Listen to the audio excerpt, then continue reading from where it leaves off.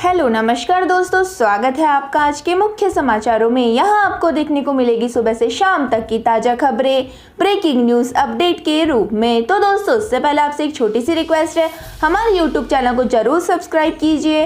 तो चलो दोस्तों, शुरू करते हैं आज के पहले मुख्य समाचार। पैगंबर विवाद पर सुलगा रांची, 2 की मौत, आईपीएस अधिकारी समेत दर्जन भर लोग घायल। तो दोस्तों, पैगंबर मोहम्मद के खिलाफ कथित आपत्तिजनक टिप्पणी को लेकर भाजपा से निलंबित नेता नुपुर शर्मा की गिरफ्तारी की मांग को लेकर रांची में विरोध प्रदर्शन हुआ। इस दौरान हुई हिंसा में 2 लोगों की मौत हो गई है, वहीं करीब दर्जन भर लोग घायल हुए हैं। तो दोस्तों, हिंसा में आईपीएस अधिकारी सहित पुलिस कर्मियों को भी चोट आई है, जिसके बाद प्रशासन ने देर शाम शहर के कुछ हिस्सों में निषेधाज्ञा लगा दी है। तो दोस्तों, मरने वालों में 22 साल का मोहम्मद कैफी और 24 साल का मोहम्मद शाहिल शामिल है। तो दोस्तों, रांची के सिटी एसपी अंशुमान कुमार का कहना है कि दोनों की गोली लगने से मौत हुई है। वहीं हिंसा में 8 दंगाई और 4 पुलिसकर्मी घायल हुए हैं। तो दोस्तों, आपको बता दें कि जिन्हें रिम्स और एक अन्य अस्पताल में भर्ती कराया गया है, उन्होंने बताया कि कुछ लोगों को हिरासत में ले लिया गया है, जिनसे पूछताछ की जाएगी। इसी के साथ दोस्तों, उन्होंने कहा है कि स्थिति नियंत्रण में है, प्रभावित जगहों पर धारा 144 लगाई गई है। मतलब कि जुम्मे की नमाज के बाद हुई हिंसा के बाद मौके पर पहुंचे शहर के तत्काल प्रभाव से कर्फ्यू लगा दिया था और पुलिस ने बाकायदे हिंसा प्रभावित क्षेत्रों में लाउड स्पीकर से इसकी घोषणा की थी। तो दोस्तों, देर शाम करीब 5:45 बजे स्थिति नियंत्रण में देखते हुए उपायुक्त छवि रंजन ने अपना आदेश बदला और कर्फ्यू के स्थान पर मेन रोड समेत शहर के कुछ अन्य इलाकों में उपायुक्त छवि रंजन ने स्थिति की गंभीरता को देखते हुए रांची शहर के प्रभावित इलाकों में निषेधाज्ञा लगाने का आदेश जारी किया है। इसी के साथ दोस्तों, चलते हैं आज के अगले मुख्य समाचार की ओर। पुलिस की एनकाउंटर लिस्ट में अभी 160 आतंकियों के नाम और बदली कश्मीर की फिजा, अब ना जुलूस ना पत्थरबाजी। तो दोस्तों, आपको बता दें कि असल में कश्मीर की फिजा बदल गई है। 3 साल पहले जिस तरह से बंद कश्मीर की पहचान थी, ठीक उसी तरह अब एनकाउंटर की खबर लोगों के लिए एक आम खबर है। तो दोस्तों, कश्मीर पुलिस जॉन के ट्विटर हैंडल में एनकाउंटर उसी तरह अपडेट हो रहे हैं जैसे किसी मीडिया संस्था में बुलेटिन होते हैं। तो दोस्तों, कब किसे मारा गया, कौन कौन से हथियार बरामद हुए, आतंकी का नाम, उसका संगठन, सब कुछ है। तो दोस्तों, एक पुलिस अधिकारी के नाम ना बताने की शर्त पर कहा है कि ट्विटर अपडेट किसी दिखावे में नहीं किया जा रहा है, यह हमारी स्ट्रेटजी का हिस्सा है। दरअसल घाटी से आतंक और खौफ दोनों को सफाया करना है। तो दोस्तों, आपको बता दें कि डीजीपी दिलबाग सिंह कहते हैं, अभी तो साल के 5 महीने बीते हैं, 90 आतंकी ढेर हो चुके हैं, 160 की लिस्ट हमारे पास है, पर कल शायद यह आंकड़ा और भी ज्यादा हो। वे कहते हैं कि पुलिस अपने तरीके से आतंकियों के ठिकाने तलाश रही है, छिपे आतंकियों को खोज रही है। इसी के साथ दोस्तों, चलते हैं आज के अगले मुख्य समाचार की ओर। पश्चिम बंगाल के हावड़ा में फिर भड़की हिंसा, उपद्रवियों ने पुलिस पर किया पथराव। तो दोस्तों, नुपुर शर्मा के विवादित बयान को लेकर देश में कई हिस्सों में बवाल शुरू हो गया है। शुक्रवार 10 जून को कई शहरों में हिंसक प्रदर्शन देखने को मिले हैं, जिनमें पश्चिम बंगाल का हावड़ा भी शामिल है। लेकिन अब हावड़ा में एक बार फिर हिंसा भड़कने की खबर सामने आई है। तो दोस्तों, यहाँ पुलिस पर भीड़ ने पत्थरबाजी की है, जिसके बाद पुलिस की तरफ से भी जवाबी कार्रवाई की गई है और आंसू गैस के गोले भी दागे गए हैं। तो दोस्तों, मतलब है कि नुपुर शर्मा की गिरफ्तारी की मांग को लेकर कुछ असामाजिक तत्वों ने मेन रोड पर जमकर हंगामा किया और हनुमान मंदिर तक भारी पथराव और हिंसक संघर्ष किया। तो दोस्तों, जिसमें रांची के वरिष्ठ पुलिस अधीक्षक, स्थानीय डेली मार्केट के थानेदार समेत दर्जन भर पुलिसकर्मी व अन्य लोग घायल हो गए हैं। तो दोस्तों, भीड़ को नियंत्रण करने के लिए पुलिस को आंसू गैस के गोले दागने पड़े और हवा में गोली भी चलानी पड़ी। तो दोस्तों, आपको बता दें कि उपद्रवी भाजपा की निलंबित प्रवक्ता नुपुर शर्मा एवं दिल्ली के मीडिया प्रमुख नवीन जिंदल के खिलाफ नारेबाजी कर रहे थे और उनकी तत्काल गिरफ्तारी की मांग कर रहे थे। इसी के साथ दोस्तों, चलते हैं आज के अगले मुख्य समाचार की ओर। बेकाबू हुआ कोरोना, चौथी लहर की अटकलों के बीच सामने आए इतने नए केस। तो दोस्तों, जून के दूसरे हफ्ते में देश में कोरोना ने रफ्तार पकड़ ली है। पिछले 7 दिनों में देश में कोरोना मरीज करीब 2 गुना बढ़ गए हैं। भारत के ताजा कोरोना बुलेटिन की बात करें तो बीते 24 घंटे में भारत में कोरोना के 8,329 नए मामले सामने आए हैं।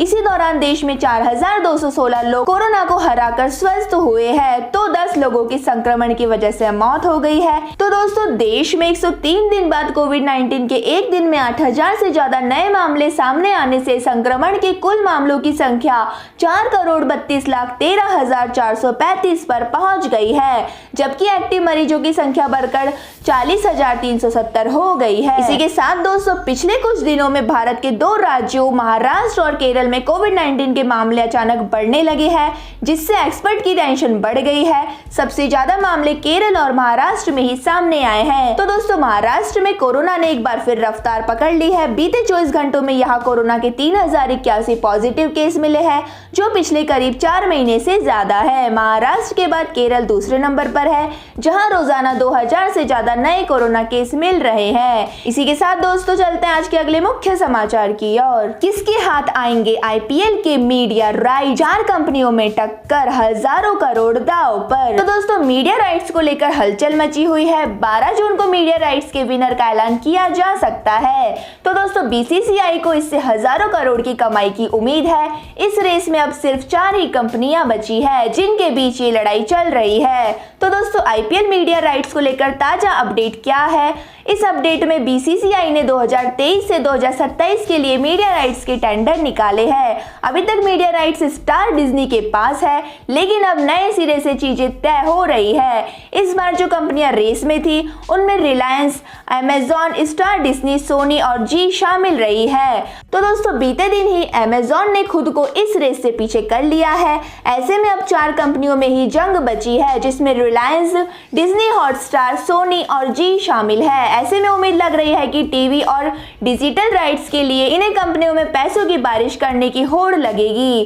तो दोस्तों, आपको बता दें कि इस बार मीडिया राइट्स ऑक्शन इसलिए भी अहम है क्योंकि टीवी और डिजिटल राइट्स के लिए अलग अलग टेंडर निकाले गए हैं। इसके साथ दोस्तों, चलते हैं आज के अगले मुख्य समाचार की ओर। जुलाई में बिकने जा रहा ये सरकारी बैंक, शुरू हुई तैयारियां। तो दोस्तों, निजीकरण के खिलाफ सरकारी कर्मचारी लगातार हड़ताल कर रहे हैं। बावजूद इसके सरकार ने अपना पक्ष साफ कर दिया है। तो दोस्तों, सरकार आईडीबीआई बैंक के निजीकरण की प्रक्रिया जुलाई में शुरू करने जा रही है। विभाग से संबंधित एक अधिकारी के अनुसार केंद्र सरकार जुलाई के अंत तक बैंक के निजीकरण के लिए प्रारंभिक निविदाएं आमंत्रित कर सकती है। तो दोस्तों, आपको बता दें कि सरकार ने कई कंपनियों की लिस्ट बनाई है, जिसका निजीकरण किया जाएगा। लगभग आधे दर्जन से अधिक सार्वजनिक कंपनियों की सूची बनी हुई है। तो दोस्तों, इनमें shipping Corp, Concor, Vizag steel, IDBI bank, NMDC का नगरनार स्टील प्लांट और एचएलएल लाइफ केयर को शामिल किया गया है। तो दोस्तों, इतना ही नहीं, सरकार चालू वित्त वर्ष 2022 से 2023 में अब तक सरकार केंद्र सार्वजनिक क्षेत्र के उपक्रमों के विनिवेश से 24,000 करोड़ रुपए से अधिक जुटा चुकी है। इसी के साथ दोस्तों, चलते हैं आज के अगले मुख्य समाचार की ओर। सिंगल यूज प्लास्टिक पर बैन को टालने की मांग, सीएआईटी ने सरकार को लिखी चिट्ठी। तो दोस्तों, सिंगल यूज प्लास्टिक पर लागू होने वाले प्रतिबंध को व्यापारियों ने टालने की मांग की है। कारोबारियों की संस्था सीएआईटी ने शुक्रवार को केंद्रीय पर्यावरण मंत्री भूपेंद्र यादव को चिट्ठी लिखकर प्रतिबंध को लागू होने की तारीख आगे बढ़ाने की मांग की है। तो दोस्तों, सीएआईटी ने अपने पत्र में कहा है कि पूरे देश में सिंगल यूज प्लास्टिक का बड़े पैमाने पर इस्तेमाल हो रहा है। ऐसे में सिंगल यूज प्लास्टिक की बिना वैकल्पिक व्यवस्थाओं के प्रतिबंध व्यापार और उद्योग के लिए बहुत हानिकारक साबित होगा। तो दोस्तों, कैट ने अपने पत्र में मांग की है कि सिंगल यूज प्लास्टिक के जब तक विकल्प देश में बड़े पैमाने पर नहीं बन जाते हैं, तब तक इस पर प्रतिबंध को स्थगित किया जाए। साथ ही कैट ने इस पर केंद्रीय पर्यावरण मंत्री भूपेंद्र यादव से मिलने का समय भी मांगा है और 1 जुलाई से पूरे देश में सिंगल यूज प्लास्टिक पर लागू होने वाले प्रतिबंध को व्यापारियों ने टालने की मांग की है। इसी के साथ दोस्तों, चलते हैं आज के अगले मुख्य समाचार की ओर। एक भी शख्स नहीं देखने पहुंचा अक्षय कुमार की फिल्म, जीरो ऑक्यूपेंसी के कारण कैंसिल करना पड़ा सम्राट पृथ्वीराज का शो। तो दोस्तों, आपको बता दें कि अक्षय कुमार की पीरियड ड्रामा सम्राट पृथ्वीराज एक व्यावसायिक आपदा बन गई है, क्योंकि फिल्म ने घरेलू बॉक्स ऑफिस पर 200 करोड़ रुपए के बड़े बजट के मुकाबले हुए कुल 55 करोड़ रुपए की कमाई की है। कुछ ऐसा जो भारी उत्पादन, डिजाइन, VFX और युग विशिष्ट पोशाक डिजाइन को देखते हुए एक पीरियड फिल्म का यह एक हिस्सा है। तो दोस्तों, पृथ्वीराज की कमाई को लेकर उन्होंने ट्वीट किया है कि #सम्राट पृथ्वीराज को खारिज कर दिया गया है। एक तरफ भारी बजट और दूसरी तरफ खराब नतीजे ने उद्योग के भीतर सदमे की लहरें भेज दी है। इसी के साथ दोस्तों, चलते हैं आज के अगले मुख्य समाचार की ओर। रेलवे ने शुरू की नई सर्विस, अब झट से मिलेगी कंफर्ट सीट। तो दोस्तों, अगर आप भी रेलवे में सफर करते हैं तो आपके लिए जरूरी खबर है। अब आपको रेल टिकट के लिए कहीं नहीं जाना पड़ेगा, ना ही एजेंट की जरूरत है। तो दोस्तों, रेलवे ने यात्रियों के लिए खास सुविधा की शुरुआत की है। रेलवे ने तत्काल टिकट के लिए अब एक नया ऐप लॉन्च किया है। यह ऐप IRCTC की वेबसाइट पर मौजूद है। इस ऐप के जरिए आप घर बैठे ही चुटकियों में तत्काल से टिकट बुक कर सकते हैं। इसमें आपको कोई एक्स्ट्रा पेमेंट भी नहीं करना पड़ेगा। तो दोस्तों, आपको बता दें कि इसके अलावा आप अलग अलग ट्रेन नंबर डालकर भी खाली सीट बहुत आसानी से खोज सकते हैं। इसके साथ ही आपको इस ऐप पर घर बैठे ही संबंध रूट पर चलने वाली सभी ट्रेनों में बची हुई तत्काल टिकट की जानकारी मिल सकेगी। तो दोस्तों, इस ऐप को आप अपने गूगल प्ले स्टोर से भी डाउनलोड कर सकते हैं। इसी के साथ दोस्तों, चलते हैं आज के अगले मुख्य समाचार की ओर। पश्चिम बंगाल को जलने से बचा लीजिए, भाजपा सांसद सौमित्र खान का अमित शाह को पत्र। तो दोस्तों, भारतीय जनता पार्टी के सांसद और पार्टी के पश्चिम बंगाल उपाध्यक्ष सौमित्र खान ने शनिवार को केंद्रीय गृह मंत्री अमित शाह को पत्र लिखा। खान ने शाह से राज्य में केंद्रीय बलों को तैनात करने की अपील की है। उन्होंने अमित शाह से पश्चिम बंगाल को जलने से बचाने की अपील की है, यह कहते हुए कि बंगाल सुरक्षित नहीं है। उन्होंने लिखा है कि बंगाल के लोगों को सुरक्षित रखने के लिए आपको जल्द से जल्द केंद्रीय बल नियुक्त करना चाहिए और पश्चिम बंगाल की सुरक्षा उन्हें सौंपनी चाहिए, ताकि राज्य के लोगों को दमनकारी और अत्याचारी सरकार से आजादी मिल सके। तो दोस्तों, इसके साथ पत्र में खान ने शाह को राज्य की स्थिति की जानकारी दी। उन्होंने कहा कि 9 जून को हावड़ा में विरोध के नाम पर राष्ट्रीय राजमार्ग को 6 घंटे के लिए अवरुद्ध कर दिया गया, जिससे बहुत सारे लोग प्रभावित हुए। इस तरह 10 जून को पार्क सर्कस में भी भयानक स्थिति देखी गई। तो दोस्तों, राज्य में व्याप्त विकट स्थिति की ओर इशारा करते हुए खान ने कहा कि लोग दुखी हैं और डरे हुए हैं, क्योंकि वातावरण तनावपूर्ण है और राज्य में स्थिति बेकाबू है। उन्होंने दावा किया है कि रोहिंग्या घुसपैठ बढ़ने से राज्य में अपराध की घटनाओं में वृद्धि हुई है। भाजपा सांसद ने कहा कि राज्य सरकार रोहिंग्याओं को मोहरा बनाकर लोगों पर अत्याचार कर रही है। तो दोस्तों, यह थे आज के मुख्य समाचार। हमारी वीडियो को ज़्यादा से ज़्यादा लाइक करें, शेयर करें और हमें कमेंट करके ज़रूर बताएं आपको हमारी वीडियो कैसी लगती है। धन्यवाद। जय हिंद।